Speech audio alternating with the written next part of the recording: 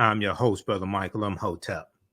It is Wednesday, April 27th, 2022, and we are live. Welcome to the African History Network show right here on 9:10 a.m. the Superstation, the future of radio. And we're also broadcasting on our Facebook fan page, The African History Network, The African History Network, and our YouTube channel, Michael Imhotep, Imhotep. Well, today was a very busy day, and we're just a few days away from the One Africa Power and Unity Conference. And as I told you on Sunday's show and Monday's show, today we're going to be joined by another one of my teachers, Professor Kaba Hiawatha Kamene. You've seen him in the Hidden Colors documentaries. You've seen him in, we're in the Black Friday documentary series together, as well as we're also in Elementary Genocide Part 3 from director Raheem Shabazz. He's going to join us here in a few minutes, and we're going to talk some about his topic. He's going to be one of the presenters at the One Africa Power and Unity Conference, and we're going to discuss his topic at the conference, which is Pan-Africanism through the power of unity and knowledge of self. Pan-Africanism through the power of unity and knowledge of self. All right. So, the conference is coming up Saturday, April 30th and Sunday, May 1st. You've been hearing the ads here on 9:10 a.m. Superstation WFDF. I'll be there as well. Be sure to come by my vendor booth in the African marketplace because I have my DVD lectures there. I'll be registering people for my online history classes, and you can talk to me also. So we're going to speak with Professor Kaba today. We're going to speak with Professor Kaba here in just a minute.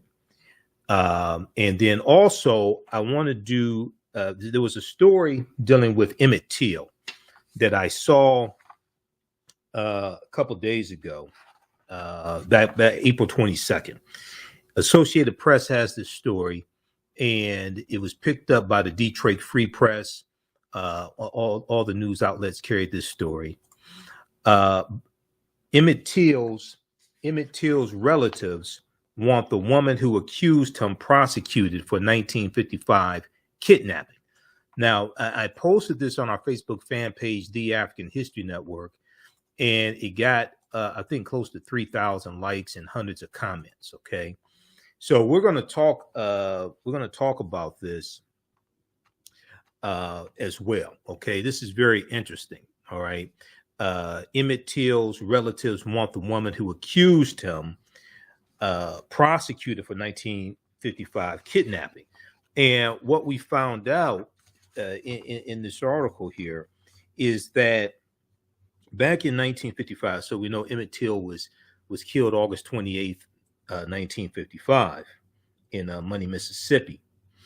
At the time, there was a warrant issued for Carolyn Bryant, who was the wife of Roy Bryant, who was one of the men who killed Emmett Till. There was an arrest warrant for her for being involved in Emmett Till's kidnapping. And the arrest warrant, the authorities at the time said the woman had 2 young children and they did not want to bother her. So the arrest warrant was never executed. Okay. Emmett Till's family want authorities to launch a kidnapping prosecution against the woman who set off the lynching by accusing Emmett Till of improper advances in 1955.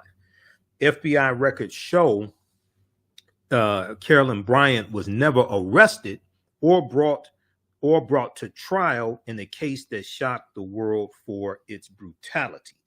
So we're going to talk some about this because there are many roadblocks here in this case. One of the roadblocks is basically all the witnesses are dead.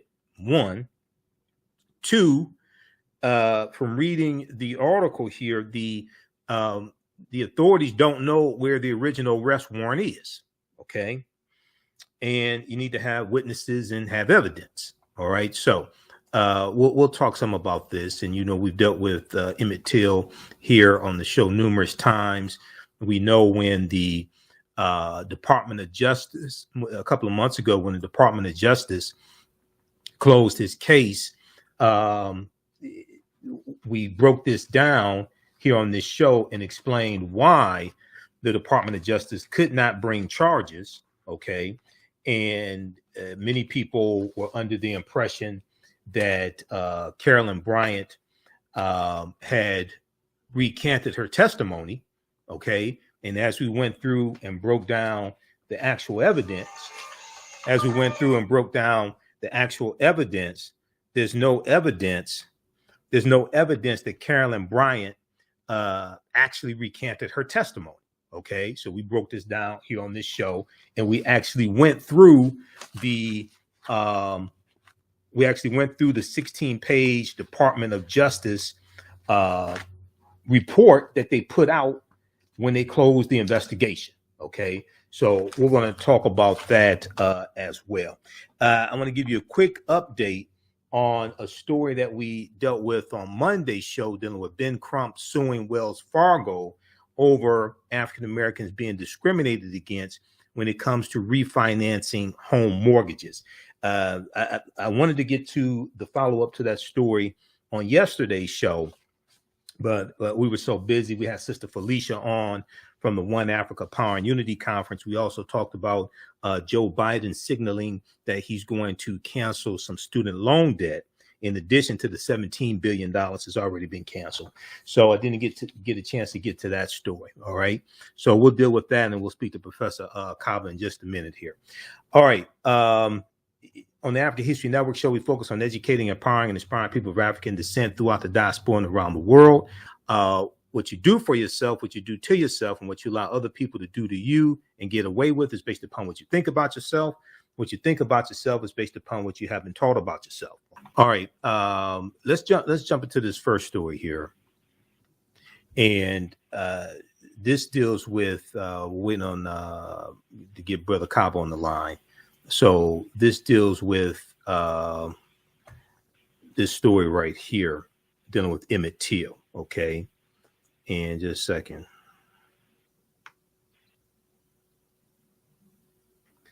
All right. Shakita, do me a favor. Can you get Professor Kaba on the line, please? Well, okay. So, we covered this story on Monday. Now, back in March, there was a huge report from Bloomberg. Okay. BloombergNews.com. Wells Fargo rejected half its Black applicants in mortgage refinancing boom. Wells Fargo rejected half its Black applicants for mortgage refinancing, half its Black applicants in mortgage refinancing boom.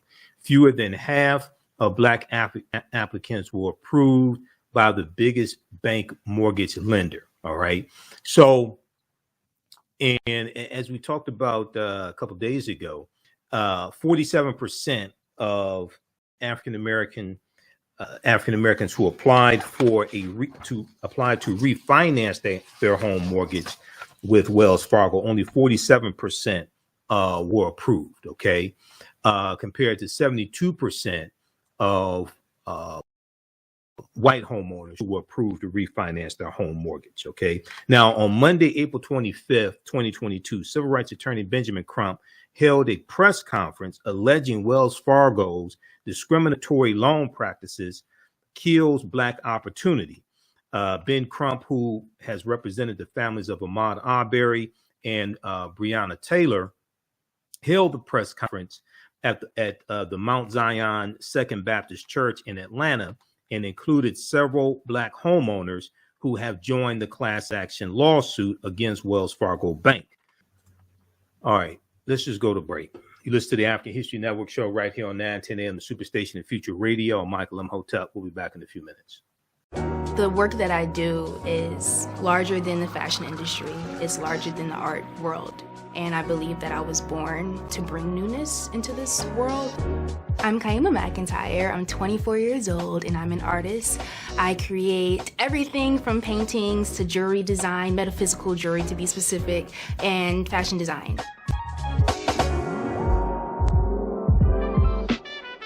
The only reason why my prom dress went viral is because people needed it. Within a few days of going viral, Notori Naughton reached out to me and she's like, I saw your dress, can you make me a dress? I was equally as shocked to be asked by a celebrity to design their dress at the age of 17.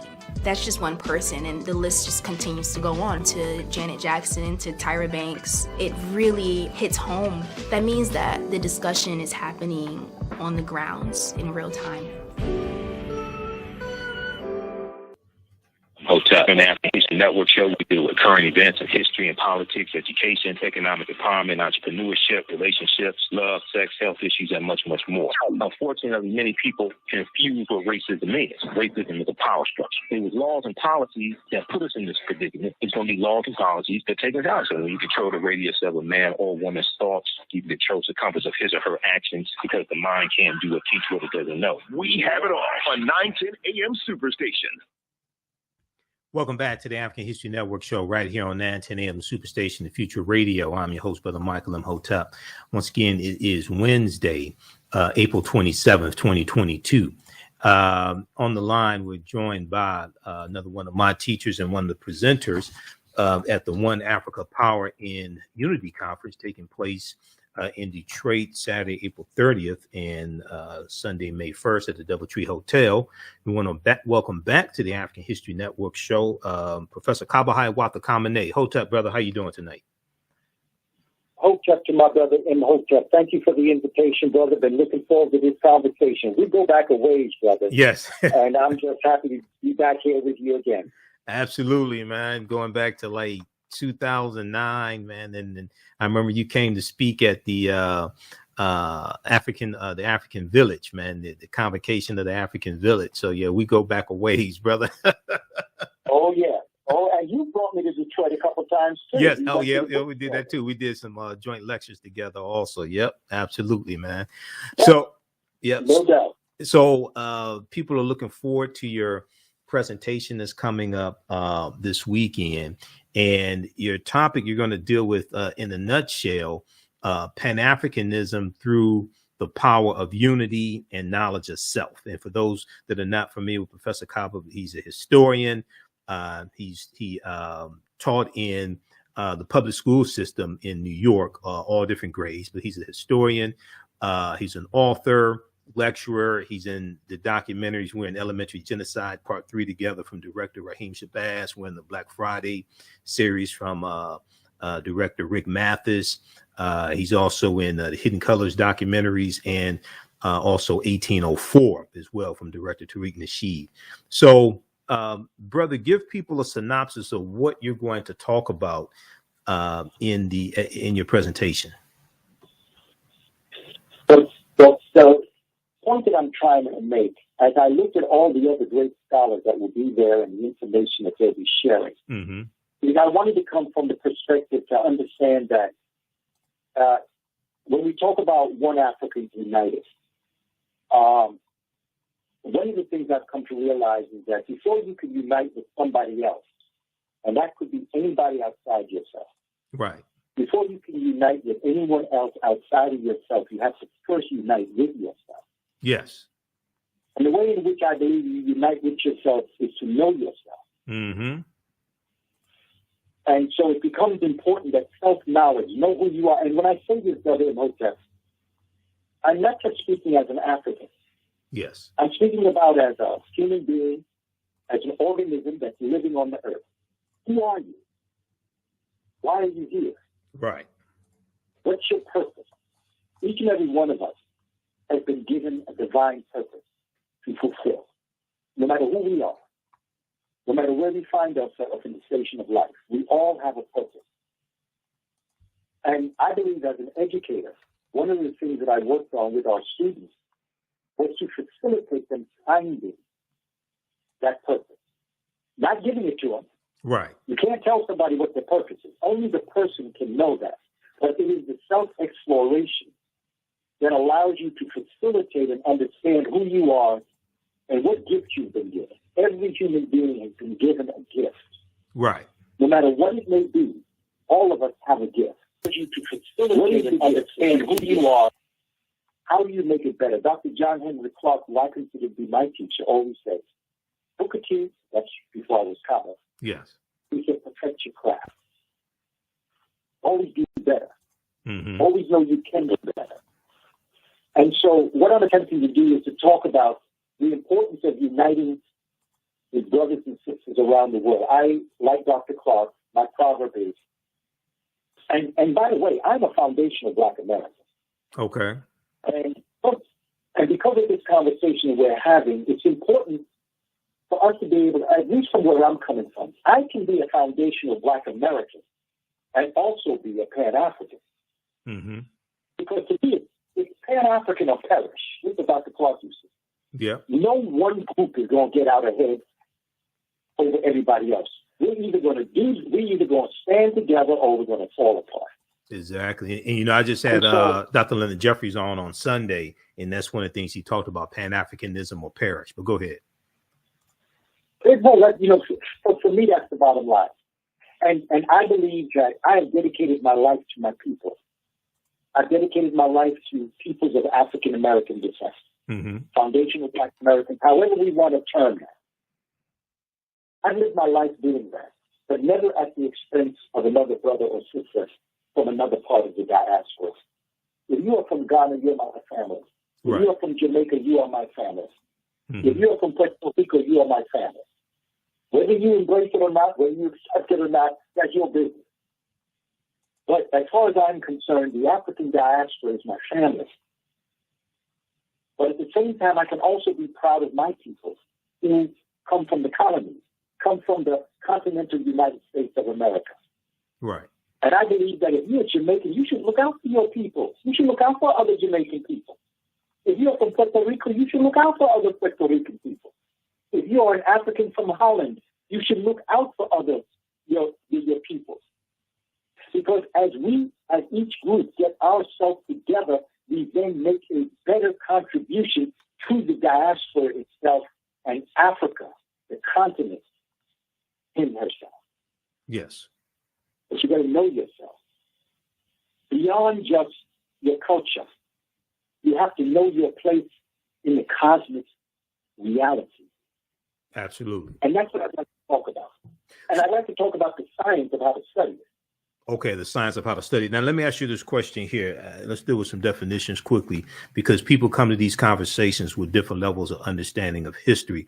So please define for people what Pan-Africanism is, because you have some people who say, well, Africans are not Pan-Africanists.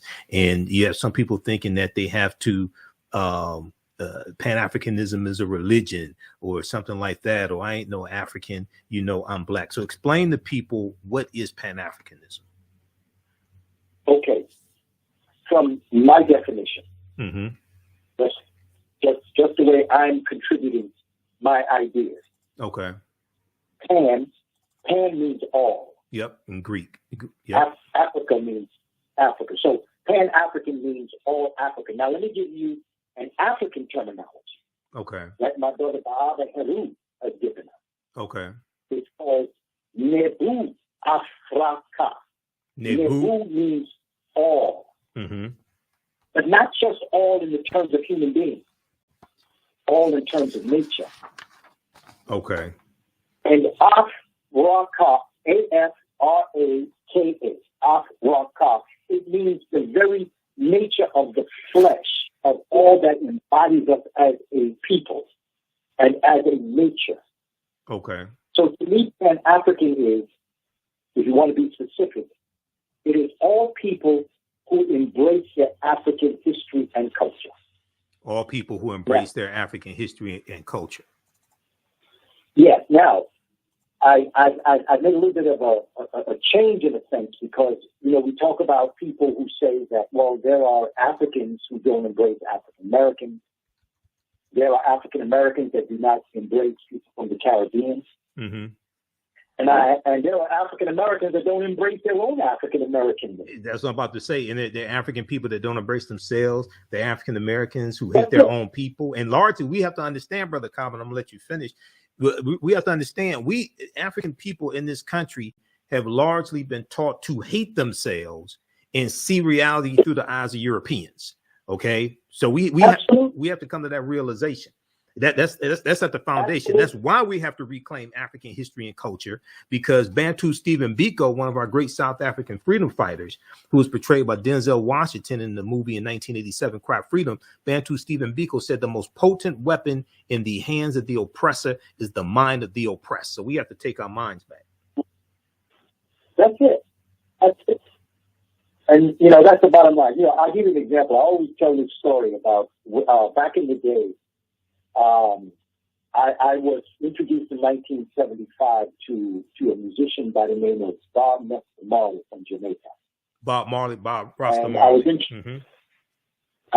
Bob Rasta Marley. Bob Marley. Okay. Okay, and I heard a song he sang called Trenchtown Rock. Yes. And I remember listening to that song. I had never been to Jamaica before. Okay. Wow. When I go to Jamaica, I want to go to Trenchtown. Okay, yes.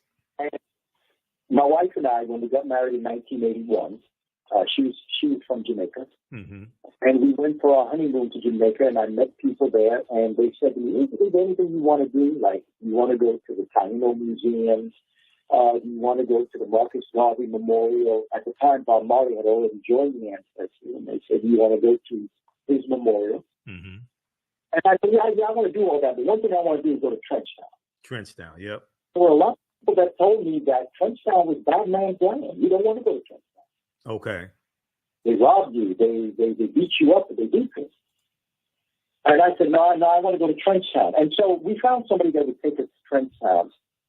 And we were driving in Kingston, and, we kept driving. Then all of a sudden, the person that was going to bring us stopped the car, and they went inside. And we were waiting for her to come back. Okay. And I said, wow, it's taken her a long time to come. And they said, well, no, she went in to change her clothes. Mm-hmm. And I said, what do you mean? She said, well, this is her house right there. Okay. And I looked around, and I said, but she lives in Trenchtown. Because, the way they were telling me, I was expecting to see something. Okay. And I looked around, and the only difference between her community and mine, I grew up in a project in New York, and our buildings were 6 stories high, and it was concrete on the ground. Trenchtown was 3-story high, and it had a dirt path. That was the only difference between Trenchtown. A dirt path. And where I grew up. The point I'm making is that they make us afraid of ourselves. Yes. When brothers and sisters come into America, they say, stay away from an African Americans. They're bad people. Mm-hmm. Be scared of them. They rob you. They steal. They're into drugs. And so they make us afraid of each other, so we never know each other.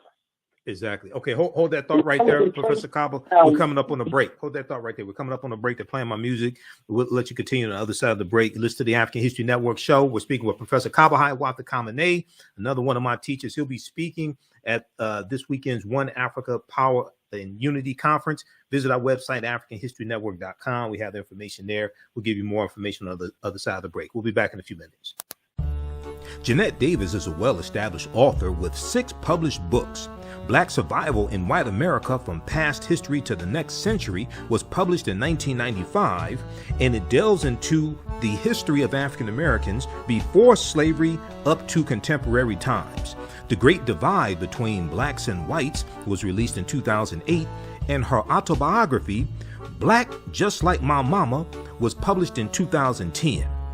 Soulful Journey, The Business of Beings, was released in December 2021, and her 2 latest books, Echoes from the Heart, Love Throws Poetry, and Master Being Human, were both published in January of 2022. Jeanette Davis' writings delve deeply into the psyche of Black people from ancient to contemporary times. She cuts no corners and leaves no stones unturned in relating truth, letting the chips fall where they may on both African and European doorsteps. Order Jeanette Davis's books today at Amazon.com. Search for Jeanette Davis and get to know her work today. STEM Forward, helping our community find their place in the emerging fields of science, technology, engineering, and mathematics. Join us for our monthly live stream on our website, stemforwardedu.org. Watch, subscribe, share. Also join our mailing list to stay up to date with STEM resources and opportunities. STEM Forward, the future is now. Watch, subscribe, share.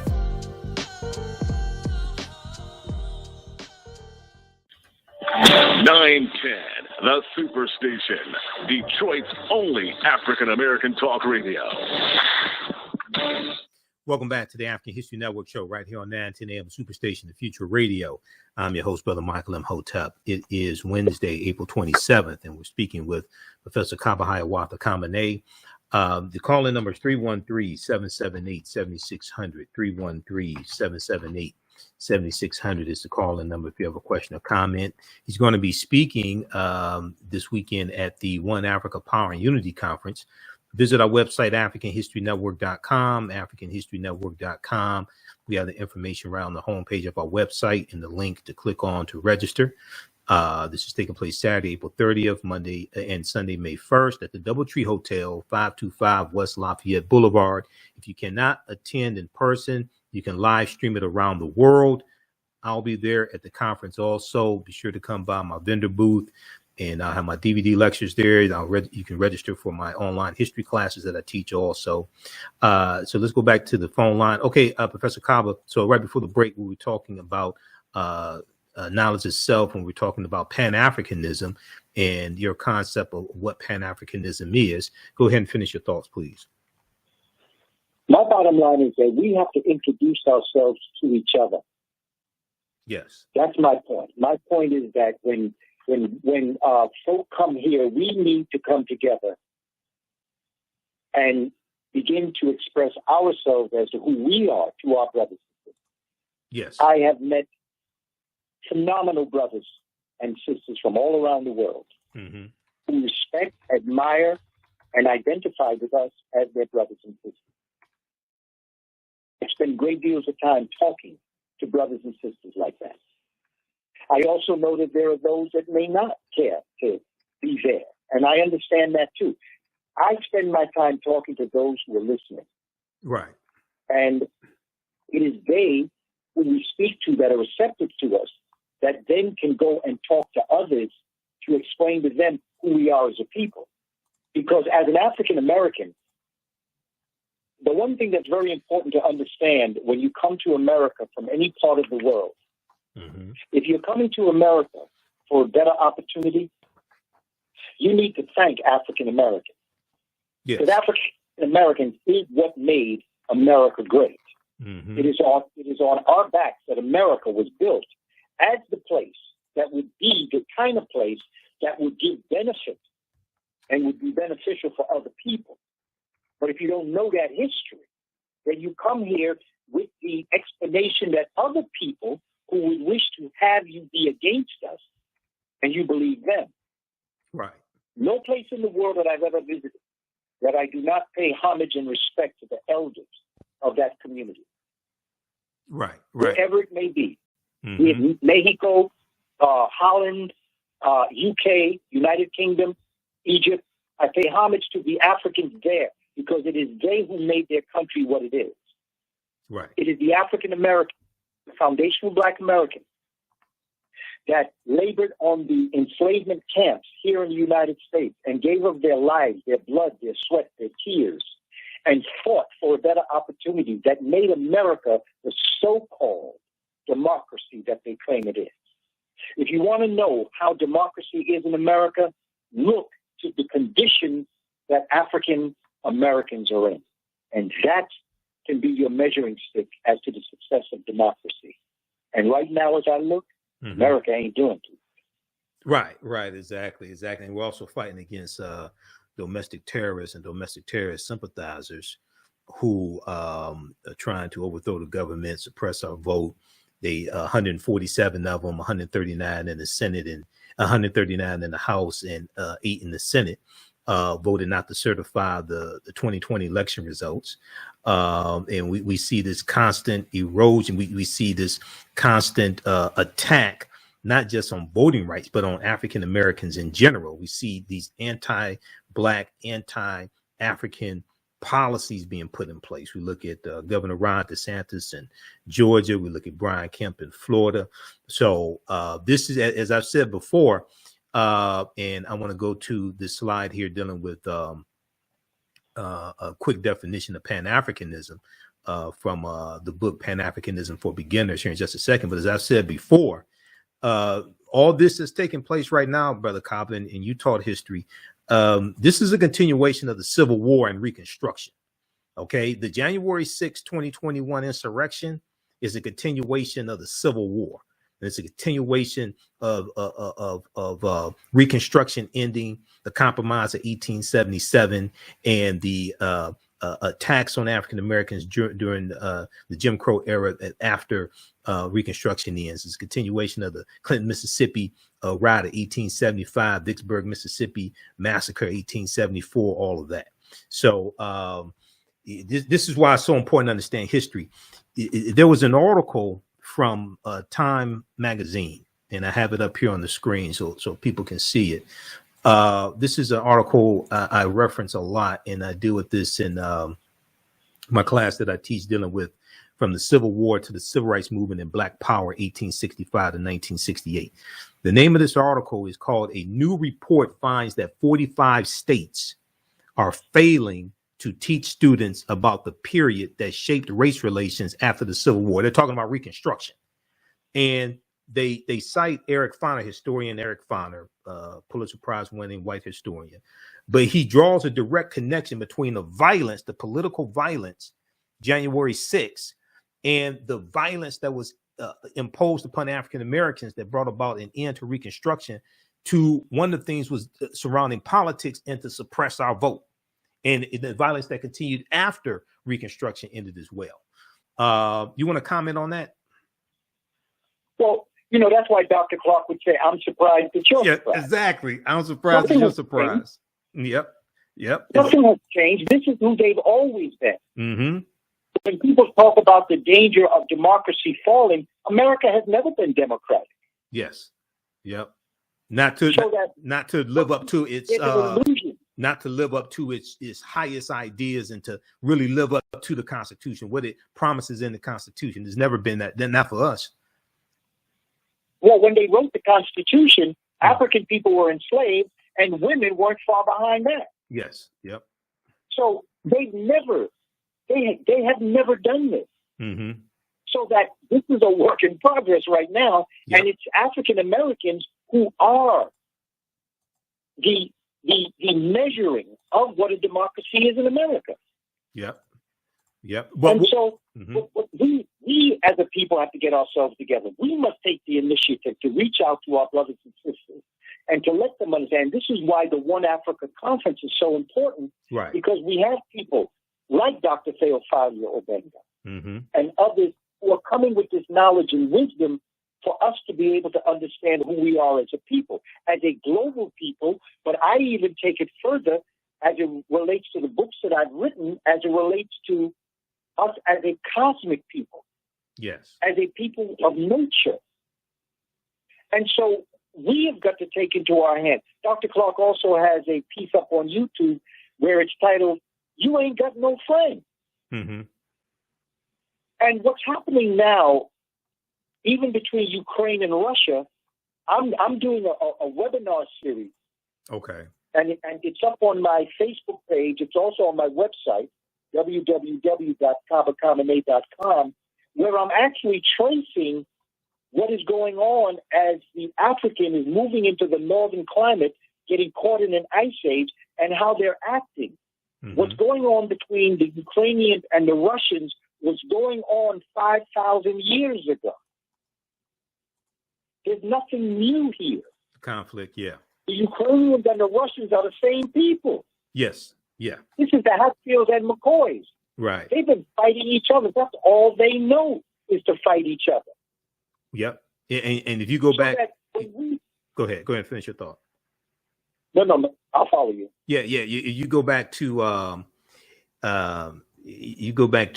before when you had kingdoms in Europe, And you have, after the fall of the Roman Empire, 476 AD, when it's attacked, the western portion, when it's attacked by the Vandals and the Visigoths, you look at that period of time that they call the Dark Ages, and you look at the fighting between the Vandals, the Visigoths, the Anglos, the Saxons, the Lombards, the Jutes, the Franks, the Alans, the Picts, all these what are called Germanic people, or collectively called barbarians.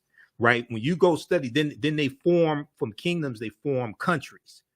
Right. And the Franks, you know, at one time it's called Gaul, but then it's called France. The Anglos and the Saxons, they go into what we call England. England's named after the Anglos.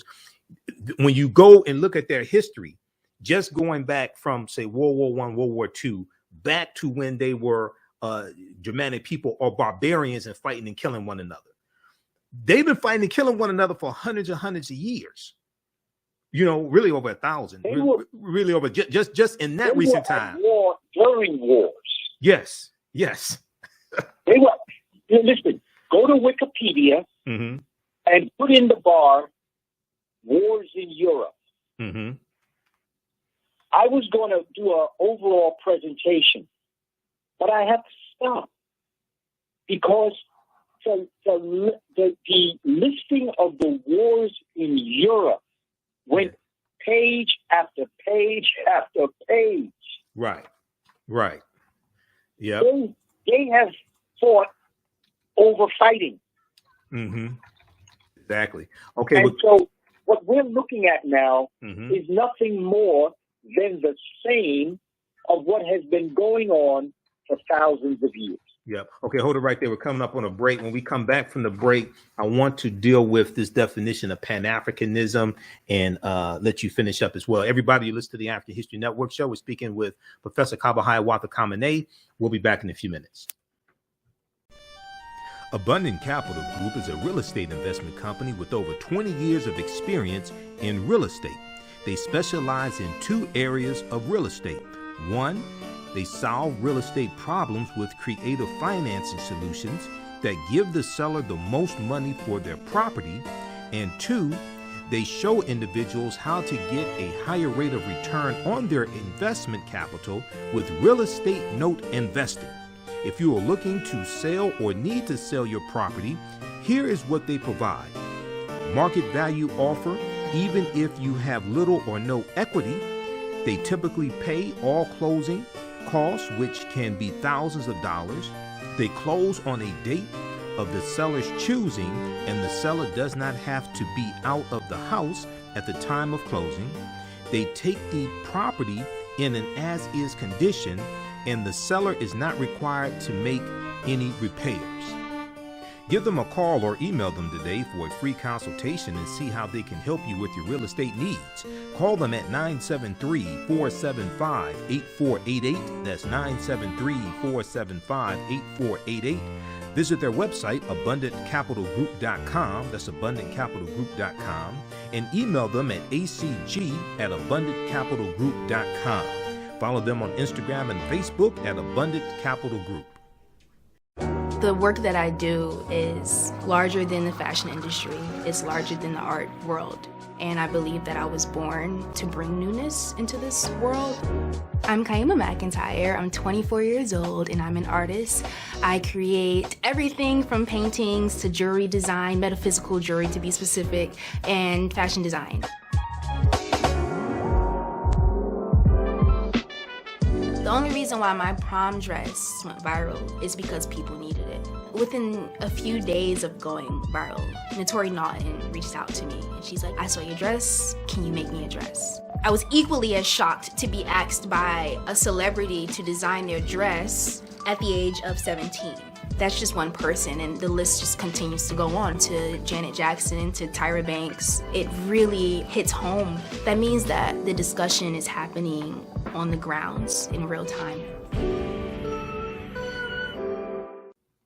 Welcome back to the African History Network show right here on 910 AM Superstation Future Radio. All right, we're speaking with Professor Kaba Hiawatha Kamene. He's a historian, lecturer, author, one of my teachers as well. We go back a number of years, and he's going to be one of the presenters at the One Africa Power and Unity Conference taking place Saturday, April 30th, Sunday, May 1st at the DoubleTree Hotel right here in Detroit.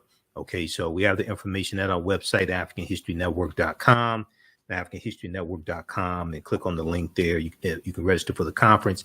If you cannot attend in person, there's also a ticket for the live streaming. So you can live stream the 2-day conference and watch from around the world. Okay. All right. So Professor Kaba, right before the break, you were talking about wars in Europe. And I went to Britannica because I have a monthly subscription with Britannica. I pay them money each month. So I try to use these subscriptions that I pay everybody: Washington Post, New York Times, Reuters, Atlanta Journal-Constitution, Britannica, the Discovery Channel, National Geographic. I paid National Geographic. But I typed in wars in Europe here for Encyclopedia Britannica. And it comes up with the 30 Years' War, European History, 1618, 1648, the Iroquoians of Huronia, dating the years from 1754 to 1763, the Christmas Truce, World War I. Then they talk about the Balkan Wars, the World War I, 1914, 1918, World War II. Go ahead and finish your thoughts there dealing with the wars in Europe. My bottom line is, we know that now it's time for, Okay, you're breaking up. Say that sentence again. You were breaking up. We must get ourselves. We must get ourselves together. We must get ourselves together, family. Yes. And to me, it's up to us. Yep, exactly. And it's not over till we win. And that's my bottom line. We're spending too much time thinking about and talking about them. Mm-hmm. Every moment we spend talking about them is a moment we cannot spend talking about us. Right. Exactly. And this is one of the reasons why I say that when it comes to politics, we have to understand. So we had, I just had Professor James Small and Dr. Leonard Jeffries on the show Sunday. And one of the things Professor James Small is talking about, and when Dr. J and Professor Small teach, they talk about the pyramid principle. And the foundation gives us our African history and culture. This gives us, and then that's connected to our economic empowerment and political empowerment, right? And we have to understand that politics is a tool. Politics is the legal distribution of scarce wealth upon resources and the writing of laws, statutes, ordinances, amendments, and treaties, their adoption, interpretation, and enforcement. We should be leveraging our economics to force our political agenda and enforce our political agenda, as opposed to waiting on what are the Democrats going to do? What are the Republicans going to do? Damn all that. We need to be forcing our own agenda, taking control of our destiny, as opposed to leaving our destiny up to other people. That's the bottom line. Absolutely.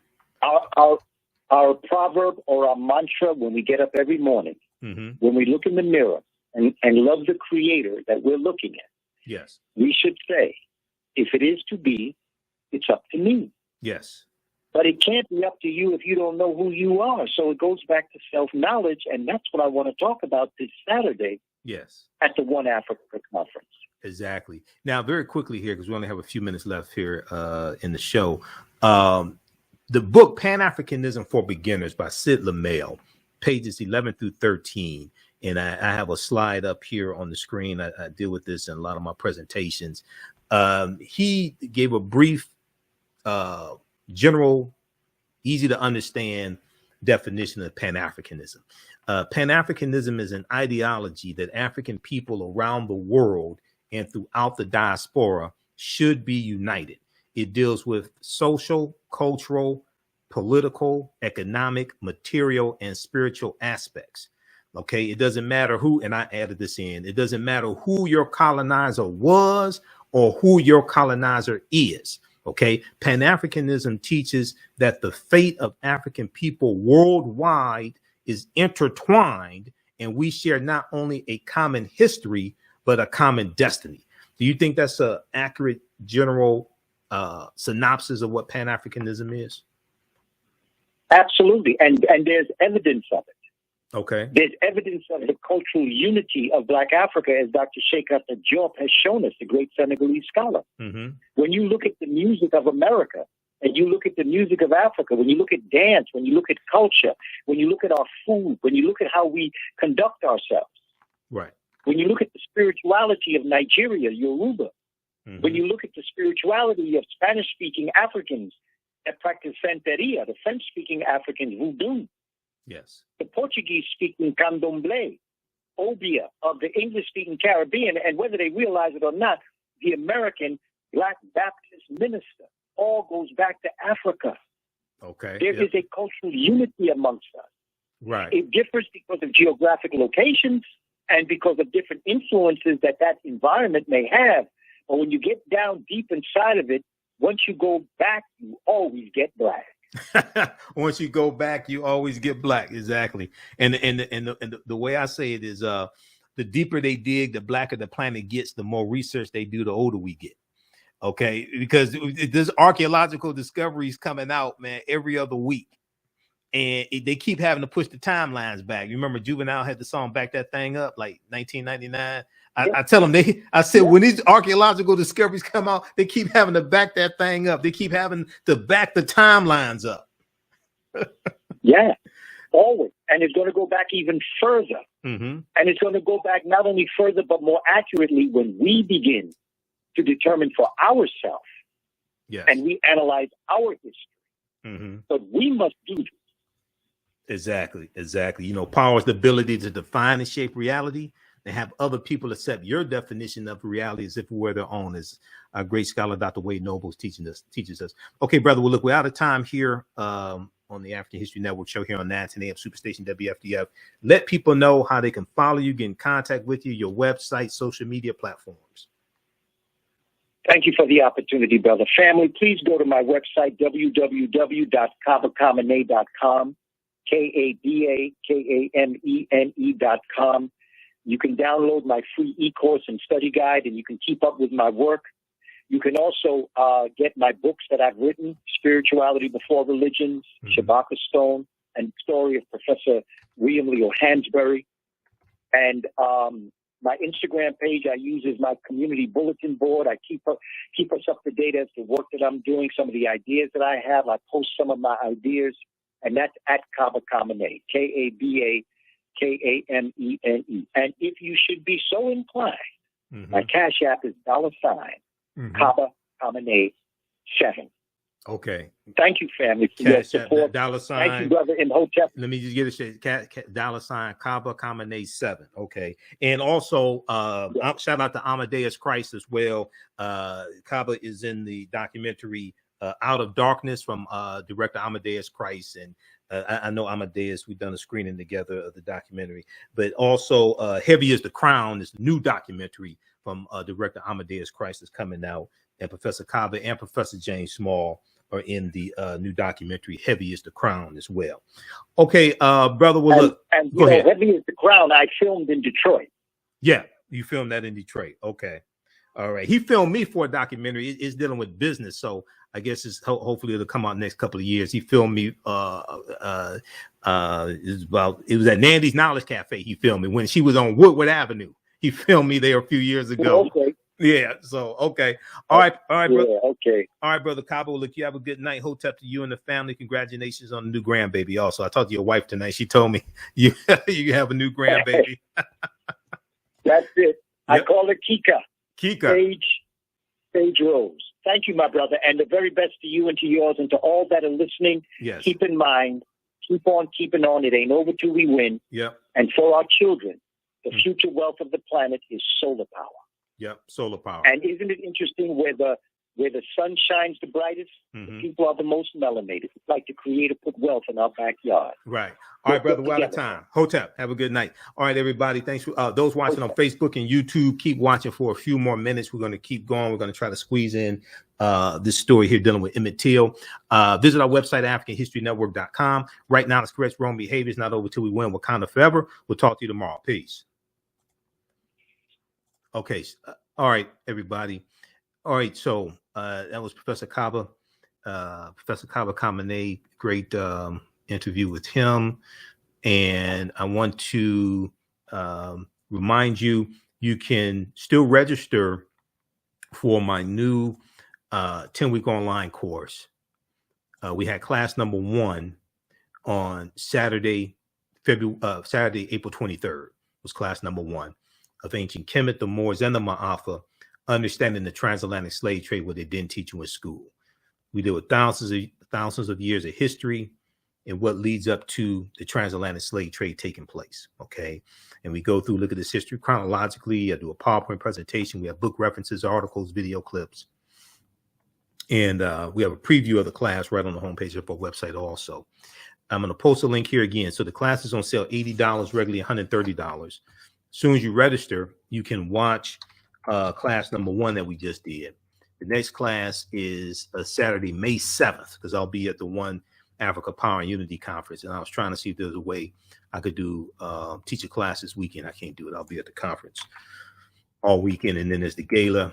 There's the gala Saturday night. So I won't be able to teach the class this weekend.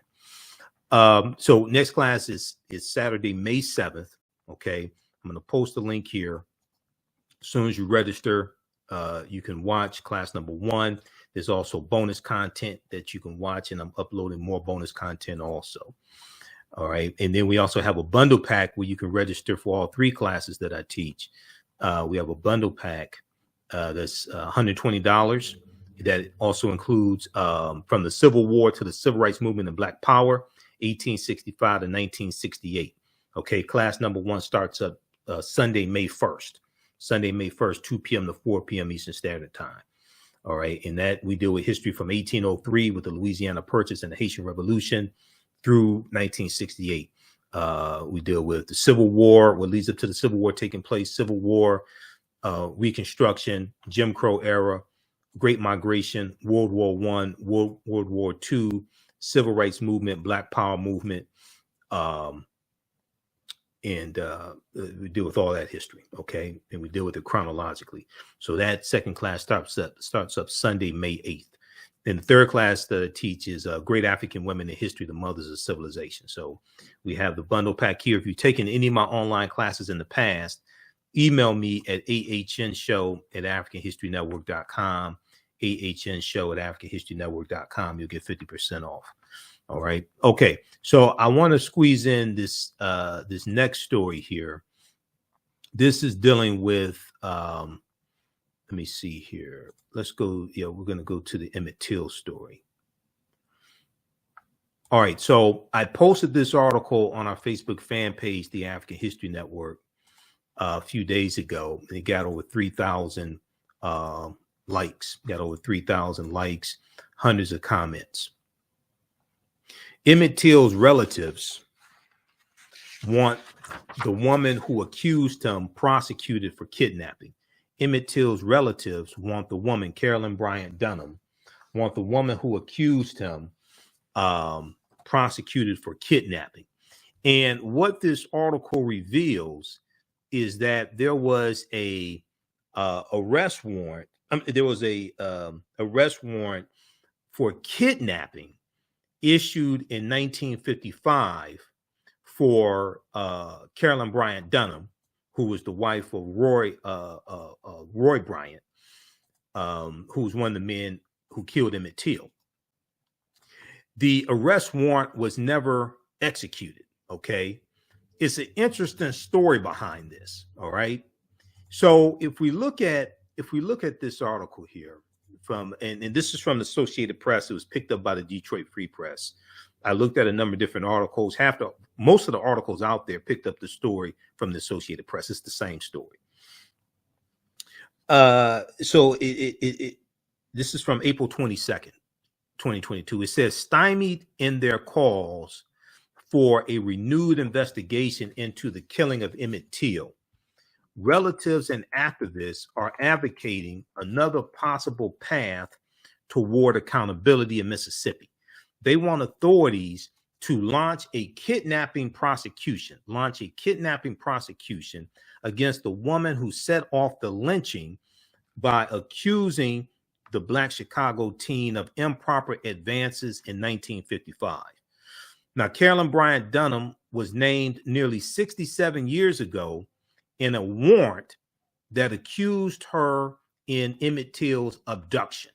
In a warrant that accused her in Emmett Till's abduction. All right, now. All right, let's see here. Okay. Accused her in Emmett Till's abduction. Even before his mangled body was found in a river, the Tallahatchie River.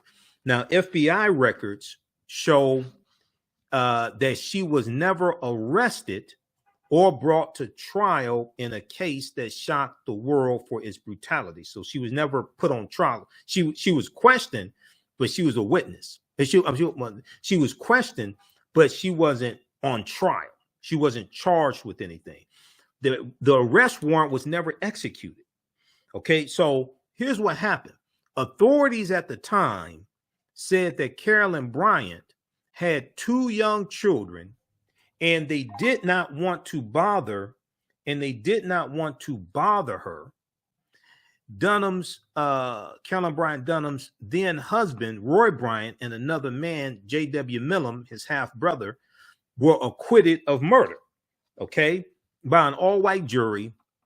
Then a few months later, they were interviewed by Look magazine, paid $4,000 for the interview, and they admitted to killing Emmett Till in the interview in the magazine. But because of double jeopardy, they could not be tried again for the murder that they were acquitted of the charges. Now, just think about this, okay? You have Emmett Till, who's dead. So the authorities at the time, these white authorities, did not want to bother her because she had 2 young children. But Emmett Till was a young man and he was dead. But they didn't want to bother, quote unquote, bother this white woman. Now, relatives of Emmett Till still prefer a murder prosecution, but there is no evidence the kidnapping warrant was ever dismissed. Now, it was never executed, but there's no evidence the kidnapping warrant was ever dismissed. So it could be used to arrest Carolyn Bryant Donham and finally get her before a criminal court, said Jerobu Hill, an attorney working with the Emmett Till family. Quote, this warrant is a stepping stone toward that. Because warrants do not expire, we want to see that warrant served on her. Okay. Now I think she's in the 80s. I think she's like 87, something like that. But there are problems here. There are many roadblocks because basically most of the witnesses have died. Okay. And this goes back to when we dealt with this a couple of months ago, and even last month when the Emmett Till anti-lynching bill passed, and we dealt with that story. We went through the report that the Department of Justice put out about their investigation and why they were closing their investigation. Okay. And I know people were saying, oh, she recanted her testimony. No. One, she said she did not recant her testimony. 2, her daughter-in-law said she never recanted her testimony. 3, there's no evidence that she recanted her testimony. Okay, we'll talk about that here in just a minute because we dealt with this. We dealt with this last month, and when we dealt with this also back in December when the case was closed. December 2021, when the Department of Justice investigation was closed. And once again, if you actually go through and read the Department of Justice report, and here it is here.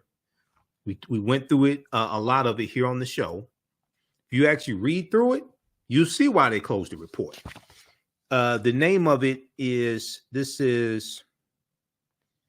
Emmett Till Notice to Close File. Emmett Till Notice to Close File. I'll go to it in just a minute. But it goes through step by step.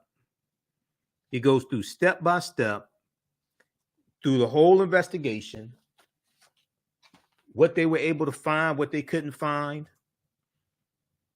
lack of evidence, all of that. They go through and explain everything. All right, now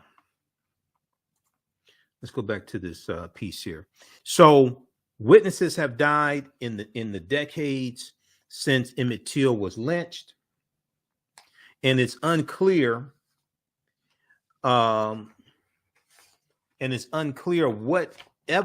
What happened to evidence collected by investigators. It's unclear what happened to evidence collected by investigators. Even the location of the original warrant is a mystery. They don't know where the original warrant is. It could be in boxes of old courthouse records in LaFleur County, Mississippi, where the abduction occurred. Now, a relative of Emmett Till said it's long past time for someone to arrest Carolyn Bryant Donham in Emmett Till's kidnapping, if not for the slaying itself.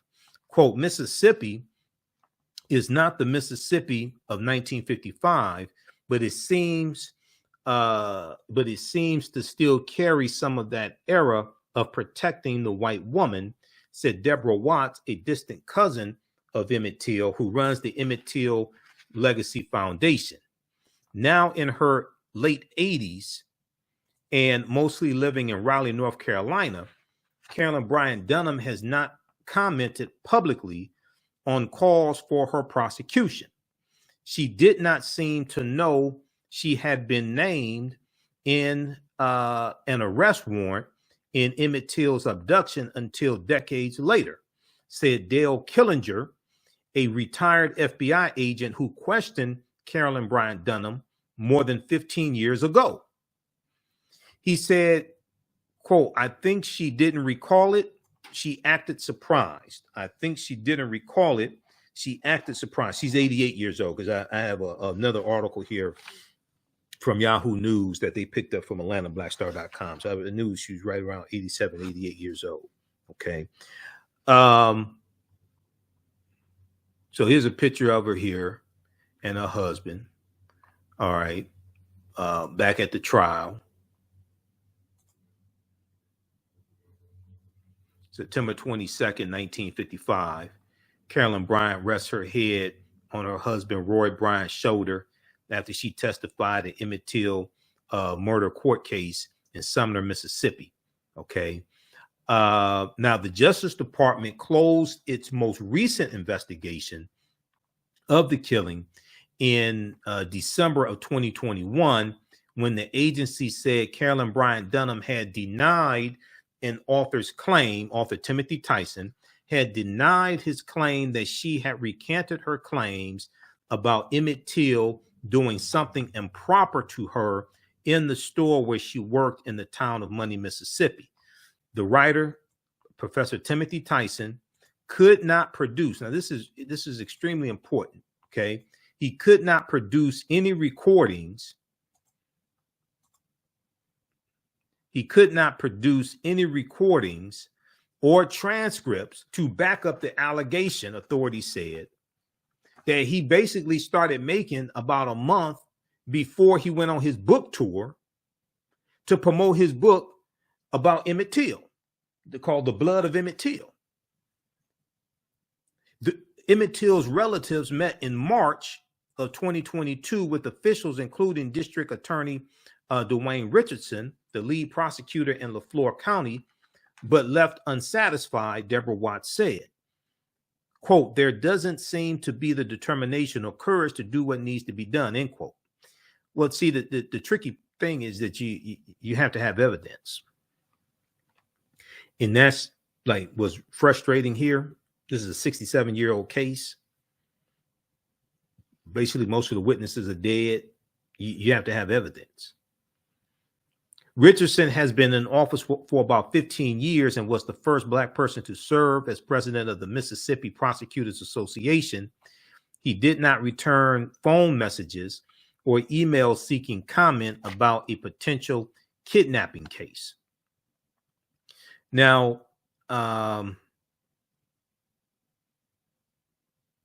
okay, so read the rest of this here. I want to go to this clip here from This is from WJTV Channel 12. I think they're in Mississippi. And this is Emmett Till relatives. Till relatives seek accusers' prosecution in 1955 kidnapping. All right, let's go to this clip here. Relatives of Emmett Till are hoping to launch a new investigation and prosecution against Carolyn Bryant Donham, the woman who accused him of improper advances. Now, FBI records show Donham was named nearly 67 years ago in a warrant that accused her in Till's abduction. Even before Till's body was found, she was never arrested or even brought to trial. Now in her late 80s and most recently living in Raleigh, North Carolina, Donham has not commented publicly on calls for her prosecution.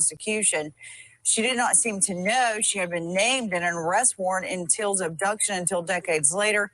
Till's relatives met in March with officials, including District Attorney Dwayne Richardson, the lead prosecutor in the case, but left unsatisfied. A distant cousin of Till, Deborah Watts, says there doesn't seem to be the determination or courage to do what needs to be done. Emory University. Okay. So I searched and searched and searched. I found very little news coverage on this. I saw some articles. I found very little news coverage on this development here. Very little news stories from like local news outlets, local TV stations. I ain't see something from MSNBC, things like that. All right. But that's WJTV Channel 12. I think that's out of Mississippi. Now, there was another article from, this one here is from Yahoo News, and they picked up this story from AtlantaBlackStar.com. It's called By Any Means Necessary. Emmett Till's family calls on authorities to use 1955 kidnapping warrant to apprehend woman who wrongly accused the Chicago teen. For some reason, in the title, they put 1995. It's 1955. They need to proofread this. So it may have been a mistake from Yahoo News when they picked it up, or may have been a mistake from AtlantaBlackStar.com. I'm not sure. Okay, this article here is 1955, not 1995. All right, by Nyamiki Daniel. This is from Wednesday, April 27th. Okay, so one of the things here that they talk about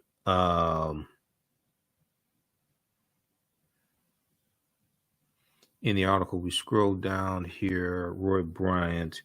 I want to go here to Duke University professor.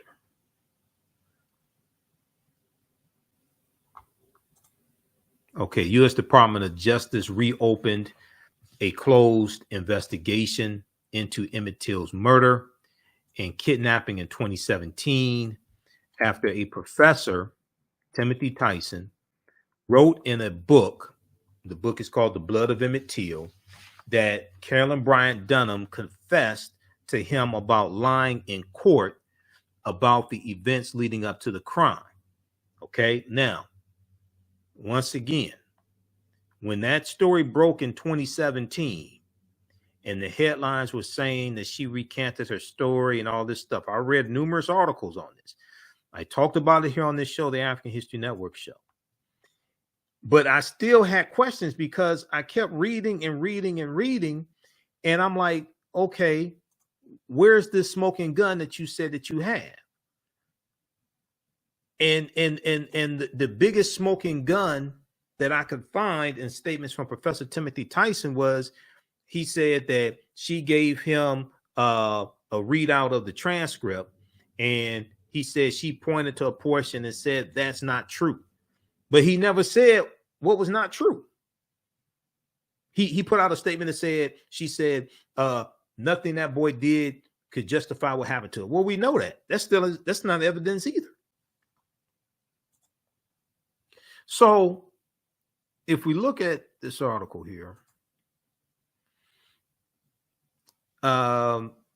he wrote in a book that Carolyn Bryant Donham confessed to him about lying in court about the events leading up to the crime.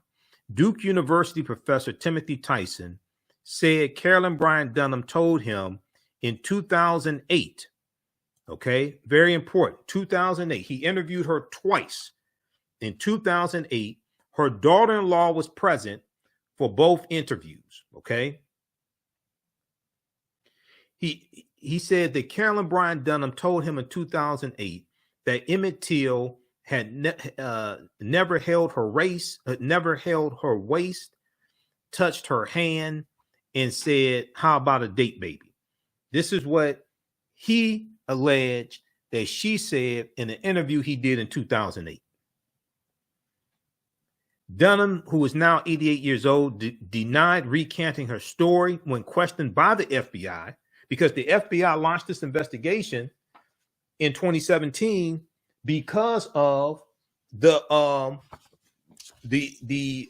statements that Timothy Tyson was saying, and he said he had the evidence and he did 2 interviews, things like this. Well, when it came time to put up or shut up, he said he lost one of the interviews. They were audio recordings. He said he lost one of them. He turned the one he still had over to the FBI. The FBI said, "Okay, there's no recantation in this interview that you submitted to us." And then they put in the report, they said that he kept changing his story of whether or not he actually recorded her recanting her story or not, because he provided no evidence that she recanted her story. He said he lost one of the interviews. Now, he interviewed her because he was writing a book. He said he lost one of the interviews. It was an audio recording. You don't back up your audio recordings on external hard drives. I'm not writing a book. I have 7 external hard drives. You don't back up. You interviewed her for your book in 2008. Now, first question I have to ask, and I've said this here on the show before. If you interviewed her in 2008 twice, and you thought you had smoking gun evidence, why the hell you wait till 2017 to say something about it a month before your book came out? That's the first question I have to ask. If you did 2 interviews with her in 2008 and you're writing your book, you interviewed her for your book, okay, and now you got smoking gun evidence, why'd you wait 9 years to say something about this smoking gun evidence?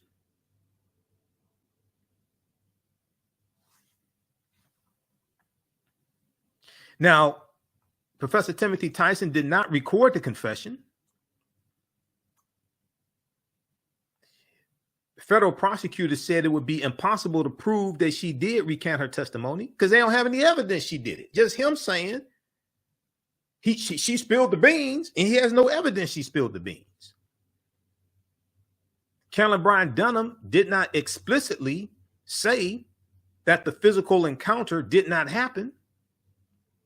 The Department of Justice closed the case in December 2021. This is why you got to read this stuff. Get past the headlines, get past the emotions, read this stuff. Because I was skeptical back in 2017 when this information came out and all the headlines. I read all that stuff and I'm like, okay, now you say you got a smoking gun and all this stuff and she spilled the beans and she recanted. I'm reading these articles. I'm like, I'm reading his statements. Where's the recantation? Where's the evidence? A Mississippi grand jury declined to bring manslaughter charges against Carolyn Bryant Donham in 2007, citing a lack of sufficient evidence. In 2004, federal authorities opened an investigation into the murder as part of its cold case initiative, but determined years later that the Department of Justice lacked jurisdiction to bring federal charges. Once again, where's your evidence? Quote, the government's reinvestigation found no new evidence suggesting that either the woman or any other living person, because all the witnesses basically are dead, that either the woman or any other living person was involved in Emmett Till's abduction and murder, end quote, the Department of Justice said in the December 6, 2021 media release, which is, and this is their 16-page report right here. We went through this on this show to break this down and show you why you have to get past the headlines and actually read this stuff. The Department of Justice said in the media release, December 6, quote, even if such evidence could be developed, no federal hate crime laws existed in 1955. Even if, because the law ain't retroactive. The Emmett Till anti-lynching bill that just passed is not retroactive to 1955. Okay, the Emmett Till anti-lynching law that just passed is not retroactive to 1955. They didn't have federal hate crime laws in 1955. And the statute of limitations has run on the only civil rights statutes that were in effect at the time. And then also the statute of limitations for perjury is between about 5 to 7 years, depending upon the state. Depending upon the state. The trial was 67 years ago.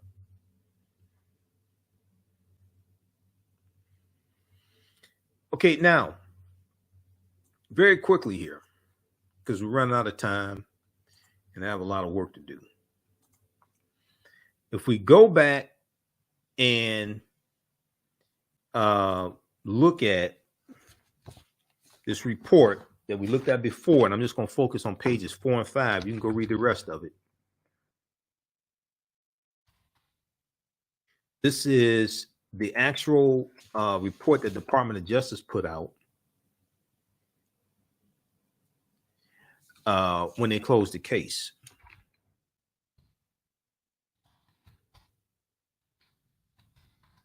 See if I can pull this up here.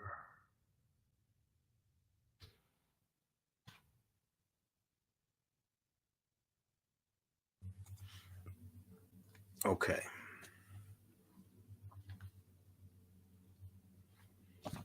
Okay, this is it right here. This is at justice.gov, which is the official website of the Department of Justice. I strongly encourage people to go to justice.gov and do some research.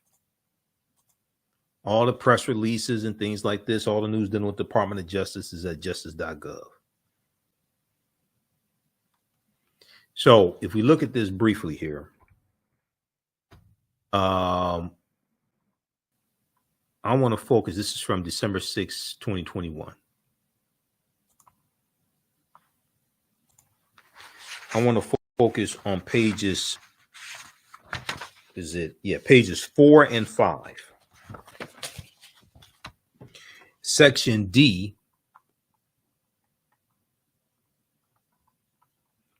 which is titled Timothy Tyson's claim that they have her name blacked out, recanted her testimony. Carolyn Bryant Donham recanted her testimony. Okay, hold on. Where's the actual body of this that I want? Prosecuted Kristen Clark.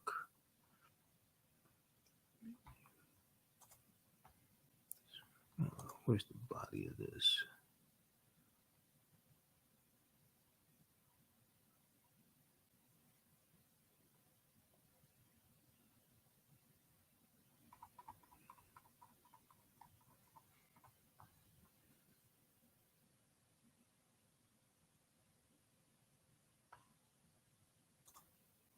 Okay, hold on. Let me pull this.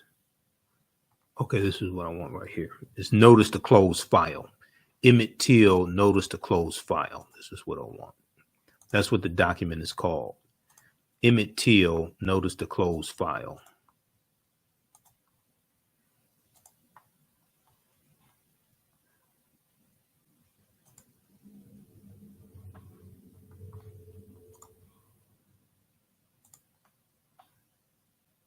Okay, if we scroll down, I want to go to page 4. Okay, section B. I want to go to section D. Okay, this section C deals with the 2004 federal investigation. I want to deal with section D. Timothy Tyson's claim that Carolyn Bryant recanted her testimony. No additional investigative steps were taken by the federal or state government in the next decade. Then, shortly before the publication of his book, The Blood of Emmett Till, in 2007, Timothy Tyson, the professor, hold on, where is it? Then shortly before the publication of his book, The Blood of Emmett Till, in 2017, Timothy Tyson revealed in several media outlets that Carolyn Bryant had, during an interview with him nearly a decade earlier, recanted the account that she had provided under oath during a hearing at the trial of Roy Bryant, her husband, and J.W. Miller. Okay, so you have to ask yourself this question. Now, just look at this here. If you got this smoking gun evidence and you saying she recanted testimony, things like this, why'd you wait almost a decade to say something about it and reveal it to several media outlets, okay, shortly before the publication of your book about Emmett Till? Does that sound suspicious to you? I'm just asking, does that sound suspicious to you? Does it, I mean, sounds suspicious to me. I've been doing radio 12 years. It sounds really suspicious to me. Now, Timothy Tyson's account suggested that Carolyn Bryant Donham lied in court and lied during the FBI's 2004 investigation. Okay, because they investigated her in 2004. She didn't recant her testimony. They couldn't prove she was lying in 2004. Now, she may have been lying, but you have to have evidence to prove it. If you charge her and you go to court, she's going to have defense attorneys. The burden of proof is on the prosecution. You have to prove beyond a reasonable doubt that she lied, recanted her testimony, lied to the FBI. Okay, you can't try her for what she said at the trial. But if they can prove that in the interview the FBI did in 2004 with her, that she lied to statements that she gave the FBI, if they can prove that she lied, now you can file perjury charges based upon the 2004 investigation, not based upon what she said on the witness stand in 1955. The statute of limitations already ran out for perjury in the 1955 case. Specifically, Timothy Tyson stated that Carolyn Bryant Donham admitted that her representation that Emmett Till had made verbal and physical advances toward her in the store was, quote unquote, not true. This is the claim Timothy Tyson made. In the book, his book, The Blood of Emmett Till, which was published the following month, Timothy Tyson wrote that Carolyn Bryant Donham said, quote, "I have thought and thought about everything about Emmett Till, the killing and the trial, telling who did what to who." And then she murmured, quote, "They're all dead now anyway." He wrote that while trying hard to distinguish fact from remembrance, Carolyn Bryant Donham revealed a story different from what he thought he knew about the incident. Specifically, he represented that Carolyn Bryant Donham handed him a transcript of sworn testimony and claimed that part's not true. Okay. Now I read that statement in 2017 when the information came out. I'm asking the same question right now that I asked in 2017. What part's not true? He then wrote, if that part's not true, I asked what did happen that evening, decades earlier. According to him, she said, I want to tell you, honestly, I just don't remember. It was 50 years ago. You tell these stories for so long that they seem true, but that part is not true. Nothing that boy did could ever justify what happened to him. We know nothing he did could justify what happened to him. That's not evidence. That part's not true. I'm asking the same question today in 2022 that I asked in 2017. What part's not true? Timothy Tyson didn't say. And if he did say, he couldn't provide evidence to prove that she recanted any testimony. In the book, Professor Timothy Tyson identified a September 8th, 2008 interview with Carolyn Bryant Donham and accompanying handwritten notes by the author as his sources for these and other statements of Carolyn Bryant's included throughout his book. Professor Timothy Tyson also relied upon a draft memoir of Carolyn Bryant, a draft memoir Carolyn Bryant had written but had not published. Now, Tyson's claim of Carolyn Bryant Donham's recantation understandably caused outrage in Mississippi and around the country, and it was widely reported by numerous news outlets in both print and television media. Interested parties questioned whether, having recanted her prior statement, Carolyn Bryant Donham could be punished for her previous lies.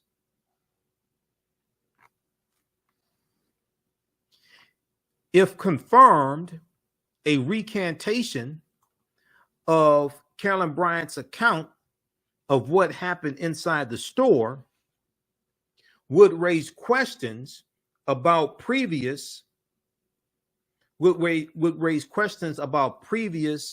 previous federal and state decisions to decline prosecution. The department's previous conclusion about what role, if any, Carolyn Bryant had in Emmett Till's abduction and murder, and whether any other person previously identified was complicit in the underlying crimes. And of course, a recantation would directly contradict both her testimony and the state proceedings in 1955 and the statement she provided to the FBI during the previous investigation.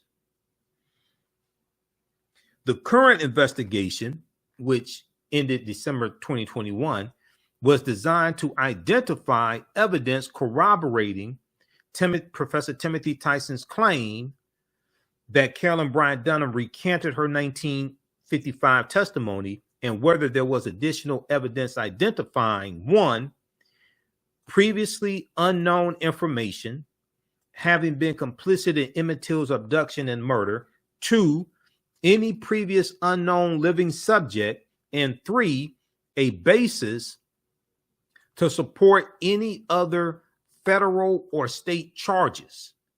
In re-examining these issues, the FBI interviewed Carolyn Bryant Donham, they interviewed Timothy Tyson, the professor, and persons close to or associated with them. In addition, the government also re-interviewed the last surviving member of the group of young men who accompanied Emmett Till to the grocery and meat market that Carolyn Bryant worked at, and who was present, and this person was present when Emmett Till was abducted from his relative's home. The FBI also obtained and reviewed other relevant documents, conducted forensic computer analysis, and consulted with case agents familiar with the earlier investigation. The FBI quickly identified a significant obstacle in the investigation. Professor Timothy Tyson conducted two separate interviews with Carolyn Bryant Donham and recorded and transcribed both interviews. Okay, However, the key statements that Carolyn Bryant Donham reportedly made to Professor Timothy Tyson recanting her testimony were neither recorded nor transcribed. Nor transcribed. So he didn't record them, he didn't write them down. The FBI learned that Professor Timothy Tyson had lost one of the recordings, the one during which Carolyn Bryant reportedly recanted her earlier statements and sworn testimony. Still don't understand why you didn't back up your audio recordings on external hard drives. I'm still trying to figure that one out. Moreover, Professor Timothy Tyson, now this is really important right here. Professor Timothy Tyson gave inconsistent explanations of whether there had ever been a recording of the admission, and if not, why none had been made. Because he talks about how, okay, she started spilling the beans before he could start recording.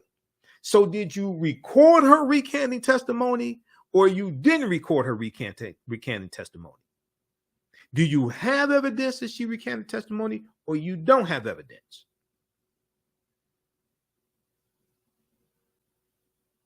Still trying to figure out why it took you 9 years to say something, and you interviewed her in 2008, but you waited to 2017, about a month before your book came out, to say something. I'm still trying to figure that one out. Professor Timothy Tyson also gave differing accounts as to when Carolyn Bryant Donham made the recantation. And Tyson told investigators that although Carolyn Bryant Donham did not specifically identify any part of her testimony as untrue. This is important right here. This is why you got to read past headlines and actually do some damn research. Professor Timothy Tyson told investigators that although Carolyn Bryant Donham did not specifically identify any part of her testimony as untrue, he understood from the context of their conversation that she was referring to her allegation that Emmett Till had physically accosted her in the store, and that this connection was recorded in his written notes. Professor Timothy Tyson's notes, however, do not include such a connection. Yeah, you go into court with that if you want to. That ain't gonna work. That's not evidence. These facts would preclude the government from proving beyond a reasonable doubt that Carolyn Bryant Donham recanted her previous testimony when speaking with Professor Timothy Tyson in 2008, and therefore that she lied to the FBI when she did not have done so. Read the rest of this. This is what I'm trying to explain to people. You got to get past headlines. I've been doing this for a long time. I had questions back in 2017. I'm like, okay, I'm reading this stuff. I see the headline, recanted testimony, all this stuff. Okay, now I'm going through, where's the evidence? You can read the article also from the AtlantaBlackStar.com. Now, interesting portion here in the article, because they talk about interesting piece here in the article, because they talk about other accomplices that apparently are dead as well. And this was it because the investigation, let me see, where is that? Mississippi. They talk about other people who were involved in the kidnapping. Black men helped them. Okay. According to reports, at least 4 white men tortured and hung the 14-year-old Emmett Till from the rafters in a barn before dumping his body in the river. A woman and man took him from his uncle's home, and 3 black men helped keep him in the back of a truck, the Mississippi Center for Investigative Reporting found. Emmett Till's relatives have continuously revived calls for Donham to be charged in the teenager's murder. Okay, read the rest of this article. Now, quick update to the story that we covered on Monday's show. Also, if you like this type of information, you can support the African History Network, $ the AHN Show through Cash App, $ the AHN Show through Cash App, also through PayPal, paypal.me / the AHN Show. Okay, this helps us keep doing the research, stay on the air, keep broadcasting, pay some of the bills, buy all these ink cartridges and paper and all this stuff that I go through, pay for these services, helps pay for these services that I use to do the show and all of this. We have the information on the homepage of our website. This is the official Cash App account, $ the AHN Show through Cash App, $ the AHN Show through Cash App, also through PayPal, paypal.me / the AHN Show. We have the PayPal button there. When you go to our Cash App account, it says Michael and shows my picture there. These other ones here are fake African History Network Cash App accounts that I'm trying to get shut down. Cash App has opened up an investigation into them. I finally was able to get to somebody in at Cash App and explain what was going on. Let me post this here. All right, now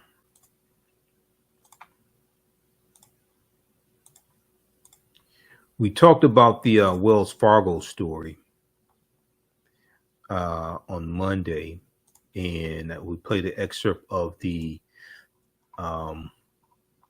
press conference that took place. And where is that? Black Enterprise had this article here. Civil rights attorney Ben Crump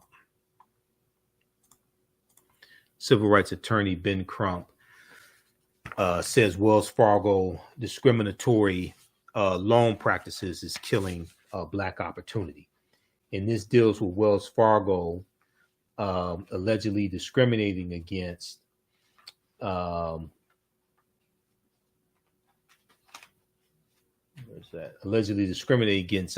Americans trying to refinance their home mortgages. Okay, so there was a story that I saw. So there's a class action lawsuit filed. We know there was a press conference held on Monday, April 25th. There was a good story by a local news source, local news station, WSB-TV, out of Atlanta. Class action lawsuit claims Wells Fargo discriminates against Black borrowers. I want to go to this story here. Where is that? Okay, right here.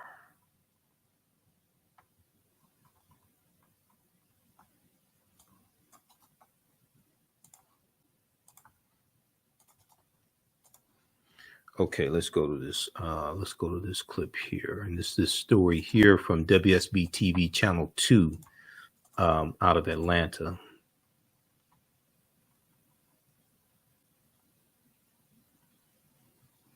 And I need to get past the ad. But a class action lawsuit alleges the banking giant Wells Fargo discriminates against African American borrowers at all stages of the home loan process.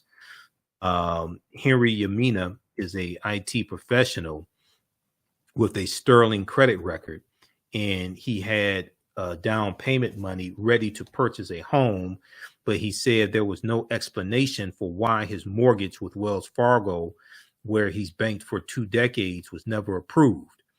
I keep waiting, and I pushed the closing date from April to May and from May to June, and meanwhile I was still renting, Yamina said. He finally went elsewhere for a loan. Now, he's one of the named plaintiffs in the class action lawsuit against Wells Fargo.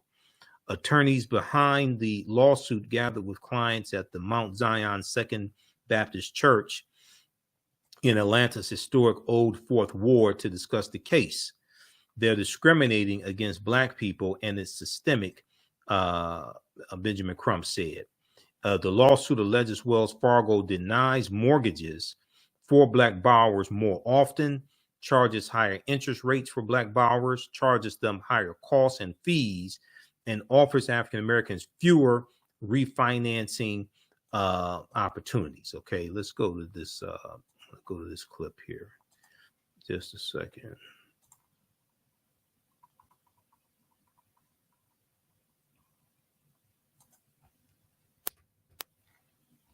All right.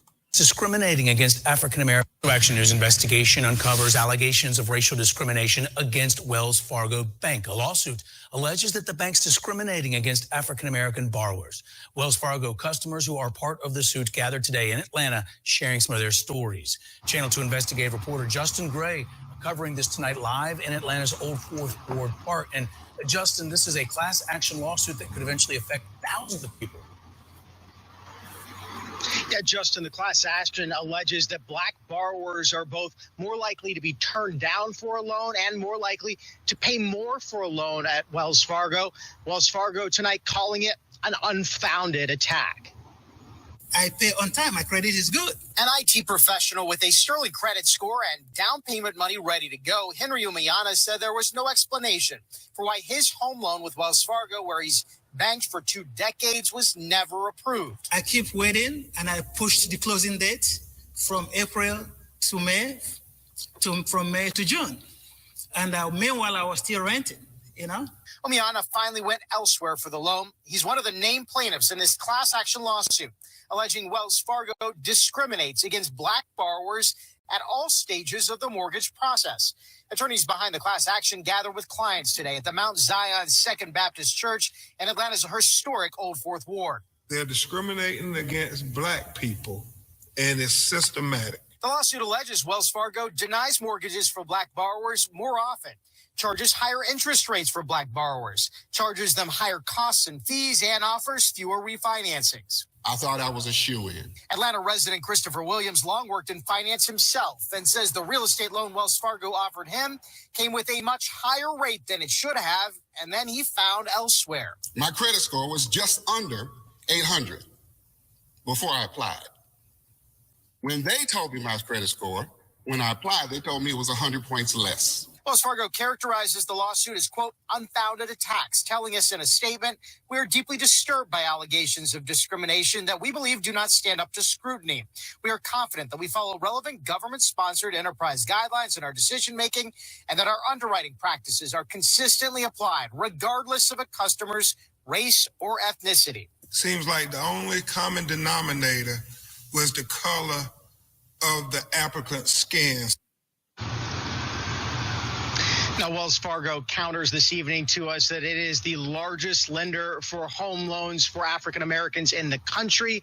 Now, the attorneys for this class action say they won't know how big the class is until they can get discovery, get documents from Wells Fargo, but they estimate that tens of thousands of Black Wells Fargo customers could be impacted here. Reporting live in the Old Fourth Ward neighborhood, Justin Gray, Channel 2 Action. All right. So that's from WSB TV, Channel 2 in Atlanta.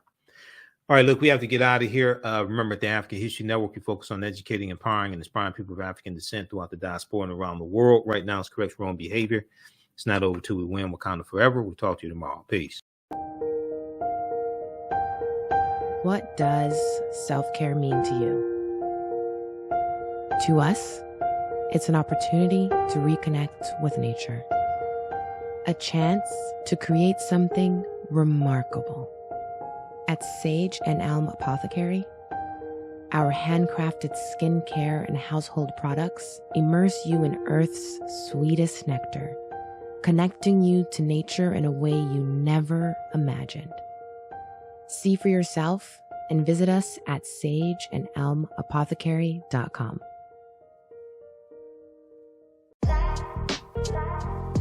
STEM Forward, helping our community find their place in the emerging fields of science, technology, engineering, and mathematics. Join us for our monthly live stream on our website, stemforwardedu.org. Watch, subscribe, share.